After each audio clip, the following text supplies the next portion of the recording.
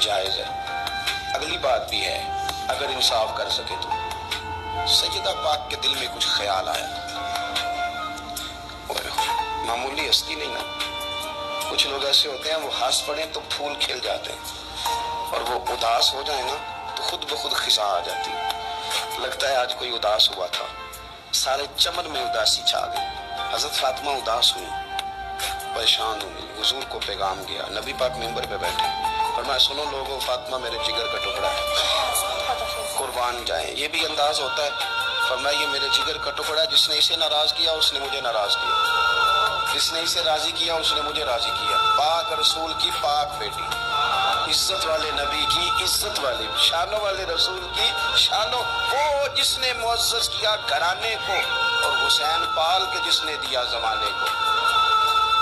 حضرت میں حاضر بارگاہ ہوا، جیسے حکم کرے